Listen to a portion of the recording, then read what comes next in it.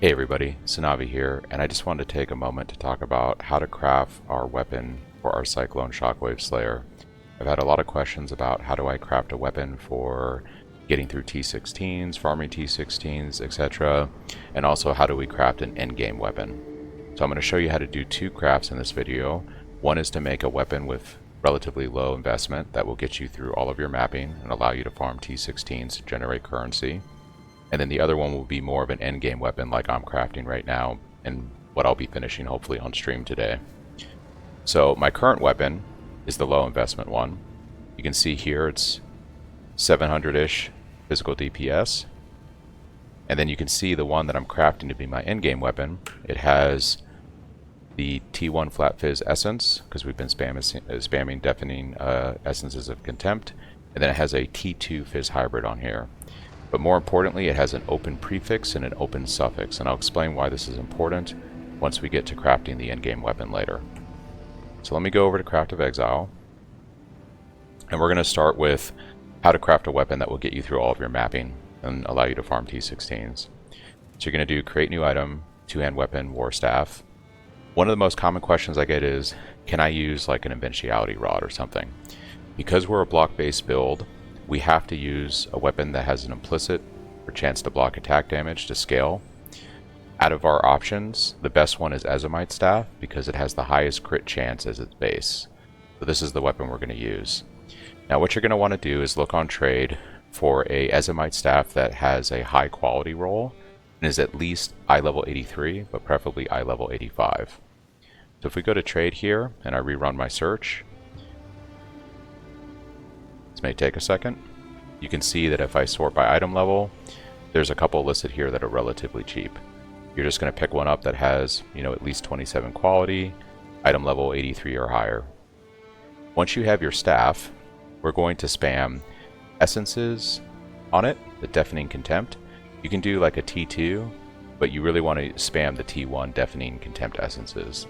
And what we're hoping to hit is a Fizz Hybrid with an open prefix. You're just going to spam these for a little bit. We want the best Fizz Hybrid tier we can get, but essentially we just want that mod. Depending on your RNG, this could take a while. Okay, so you can see right here we hit a T8, which isn't great, but we do have the open prefix.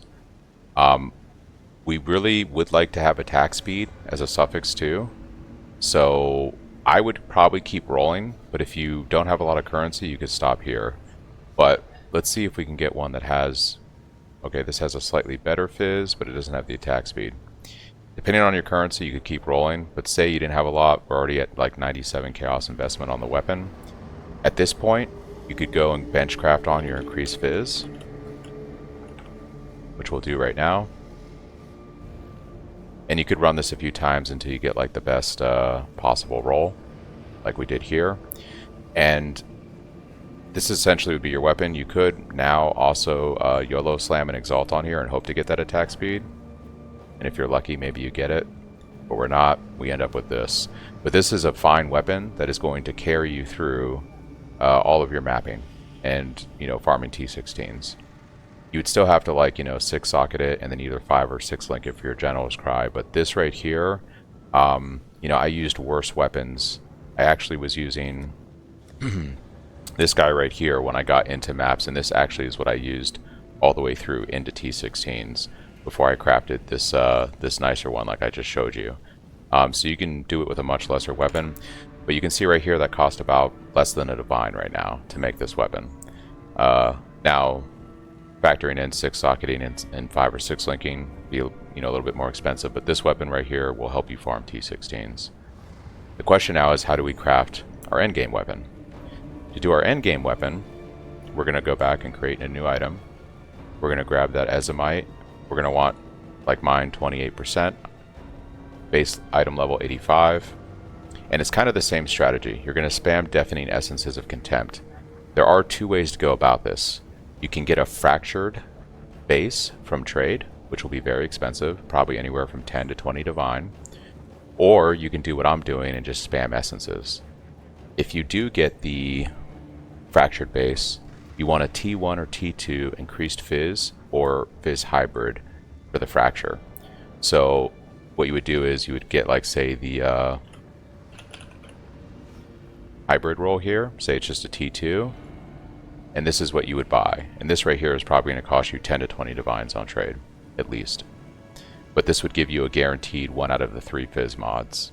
And what you would do at this point is you would spam your Contempt essences until you hit the highest increased Fizz roll you can, ideally a T1 or T2. And this could take a while. Dozens of divines on average, but it depends on your RNG. I had some people tell me they did it in 50 essences, some people did it in 200. It just depends on what your RNG is. You could do it like this. If you use a fractured base, you can't Shaper Orb slam it. I want to do the Shaper Orb, so what I did on mine was I spammed essences until I got the T2 Fizz hybrid, and then I'm going to be able to Shaper Orb it later. Now, why do we need an open prefix and an open suffix? We need an open prefix because we're going to Veil Orbit to get the prefix for increased Fizz, and you need an open suffix because we got to be able to craft prefixes can't be changed. So say we're not doing the fracture method, say that we're just spamming our Contempt essences and we actually hit that T2 Fizz right here. If you have 3 prefixes, we're going to have to annul this weapon because we need to have that 3rd prefix slot open. And you could brick the weapon here. We didn't brick the weapon, and we have an open suffix and prefix. Now we can move forward with the craft. This first stage of the craft is the most expensive part of the craft, and it is the part where we can brick the weapon. As we move on and we do the next steps of the craft, we may have to go back a step to re-roll something to optimize it. We're never going to actually brick the weapon, but at this stage, at the very beginning, especially if you have to annul, you could brick the weapon and have to start over. So this is the most RNG and the most expensive. Likewise, if you rolled your essences and got, say, these 2 prefixes, but you had a 3rd suffix, you know, something like, it could be anything. It could just be chance to shock, for instance. We now have to annul because we have to craft prefixes can't be changed and we don't have a suffix. So you'd have to annul. Luckily, we hit a suffix and not one of our 2 good prefixes, and we're able to move forward. So when your weapon's at this point, you're going to craft on prefixes can't be changed. And then we're going to scour the weapon. And this leaves us with our 2 prefixes. We are then going to craft on prefixes can't be changed again, and we're going to Veil Exalt the weapon. And this is going to only affect the crafted modifier. It won't touch the prefixes. And what we're hoping for is that we get an Unveil for prefix, which will guarantee an increased Fizz roll. So if we do this, we got the prefix, and we could unveil it. But however, I want to demonstrate what happens if you get the suffix. If we get a suffix, the game likes us right now, because it is possible. So there's the suffix. You'd have to unveil it, and then once you unveil it, you would have to do prefixes can't be changed, and you would have to scour. And then you would have to do prefixes can't be changed, and you'd have to start over again. And what you're hoping for is the prefix. When you unveil the prefix, you will always have a guaranteed increased Fizz roll out of your options. Ideally, we want the chance to impale. So there's chance to bleed, chance to poison, chance to impale, but all we really care about at the end of the day is the increased Fizz damage. So this is actually really good. It's almost max. So we take this, and now our prefixes are set. The prefixes are done on the weapon. And you could define this to like optimize the rolls, but these are pretty good. So now we have to work on the suffixes. How do we do the suffixes? Well, once again, we do prefixes can't be changed. We are then going to do harvest add remove speed, and this will change our crafted into an attack speed roll, a guaranteed attack speed roll. However, we could get a low attack speed roll, so we might have to do this a few times. So you do this, we didn't get a good roll. So you would have to do prefixes can't be changed. You would have to scour the weapon. Then you would have to do prefixes can't be changed again and do your harvest roll again. And we got the exact same thing. So once again, prefix, scour, prefix, harvest. And what we're hoping for is a T1 or T2 attack speed.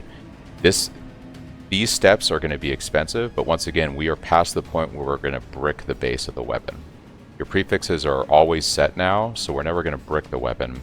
but it still doesn't mean that you might have to sink money into this thing depending on what your RNG is like, or depending on where you want to call quits on the weapon, right? But I would want a T1 or T2 attack speed, so we would keep doing this harvest until we get that. And apparently luck is not with me today. We just have to keep going. Boom, we hit the T1. And you can see right now our PDPS is at 969. So once you have these 4 situated, the method I'm doing, because we didn't use a fractured, is we're going to shaper slam. This is the second most expensive part of the craft, because if we get a movement speed roll here, you would have to do prefixes can't be changed, scour, and go all the way back to the attack speed step with harvest. But there's several options you can get with the shaper slam that aren't bad. The only one that's pretty much useless is the movement speed, because we use Stampede with Cyclone of Tumult, so it doesn't benefit us. Okay, we got a good roll. We got the increased critical strike chance, 50% increased critical strike chance if you've healed recently. You can see that raises up our base crit chance on the weapon. And at this point, I would then craft on, just to finish the weapon, a crit multi. We'd go down here, bench craft on the global critical strike multiplier, and you could optimize this to get the 28, and this would be my finished weapon. And then if you really wanted to, you could divine this thing to try to get the high, like a higher PDPS. You could just throw divines at it, boom, we hit, 1,000 plus.